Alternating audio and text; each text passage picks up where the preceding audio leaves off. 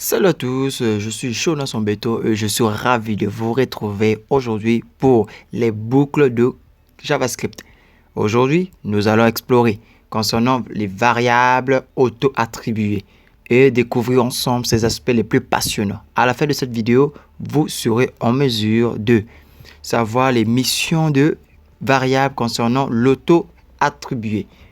Assurez-vous de rester jusqu'à la fin pour ne rien manquer et si vous trouvez cette vidéo utile, n'oubliez pas de liker et de vous abonner à la chaîne NJD Programme pour plus de contenu éducatif. Sans plus tarder, nous allons commencer. Apprenons un nouveau concept qui explique comment les variables suivent des éléments tels que l'ajout ou la suppression de $ d'un portefeuille. Lorsque nous créons une variable, nous lui attribuons une valeur comme attribuer 3 à wallet. Faisons l'expérience quand on appuie add $, on ajoute un $, 2, 3, 4, 5, 6, 7. Ça augmente de plus en plus quand on appuie sur hide. Maintenant, quand on appuie sur remove, on voit que le chiffre descend et baisse. Donc, ce que vous devez comprendre est que l'auto-affectation consiste à définir une variable sur sa propre valeur. Par exemple, nous pouvons définir wallet sous sa valeur 3 avec wallet est égal à wallet. Je sais que vous ne comprenez rien de ce que je suis en train de dire. Passons à la pratique. Nous voici à la pratique et nous allons expliquer c'est quoi vraiment l'auto-affectation. Supposons que nous allons déclarer une variable late wallet qui affecte 3, qui est affecté plutôt de 3, de type nombre. Et on essaie de l'afficher dans la console pour voir la valeur d'origine par défaut de wallet. Et en bas, on essaie maintenant de faire l'auto-affectation. On affecte wallet de plus 1. On ferme. Et on essaie d'afficher dans la console. Comme vous le voyez, avant, la valeur par défaut de la variable wallet était de chiffre 3. Et maintenant, après l'auto-affectation, nous voyons bien que la valeur a eu à augmenter. Donc, ça a changé carrément de la valeur et cela, on appelle l'auto-affectation. Consiste à une variable sur sa propre valeur. Par exemple, comme nous venons de le faire. Puisque nous pouvons auto-attribuer des variables, nous pouvons augmenter ou diminuer les variables définies sur des nombres. Prenons d'autres exemples.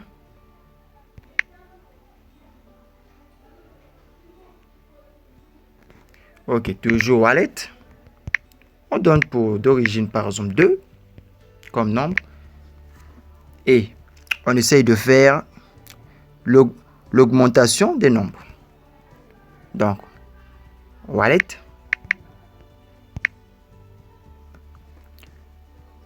On affecte de wallet de plus 4.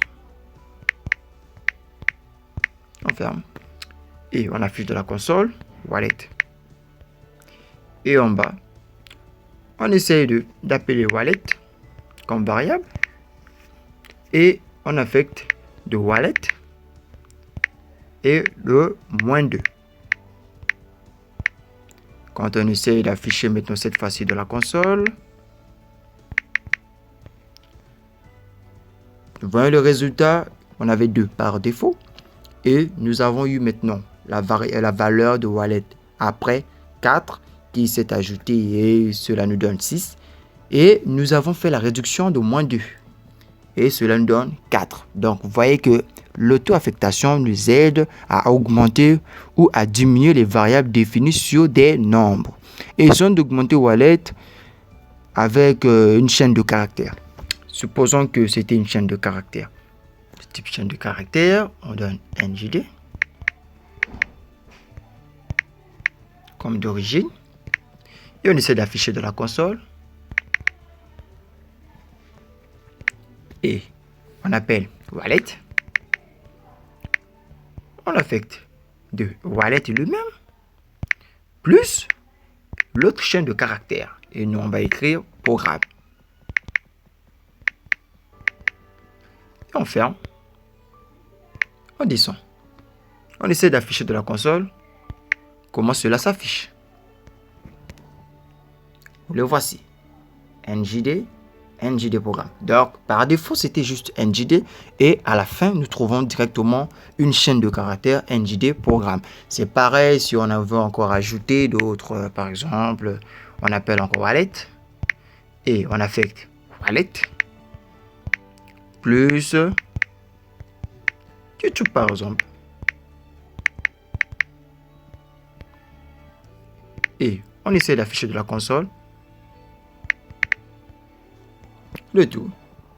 On voit il y a eu de l'évolution et que à la fin, la variable wallet avait comme pour information NJD programme YouTube. Donc, ce que vous devez savoir est que les variables auto-attribuées nous permettent de suivre les données qui changent au fil du temps. Donc, par exemple, un utilisateur peut ajouter 2 $ à un portefeuille, puis en retirer un.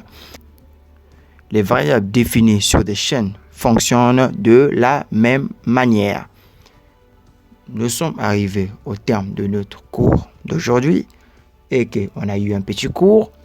Mais ce que vous devez savoir, nous avons découvert les variables auto-attribuées. Si vous avez des questions ou des commentaires, n'hésitez pas à les poser dans la section des commentaires ci-dessous. Si vous avez trouvé cette vidéo utile, n'oubliez pas de la liker et de la partager avec vos amis ou collègues qui pourraient en bénéficier. Restez à l'écoute pour plus de vidéos sur les boucles de JavaScript et assurez-vous de vous abonner à la chaîne NJD Programme pour ne rien manquer. Merci d'avoir regardé et je vous retrouverai dans la prochaine leçon.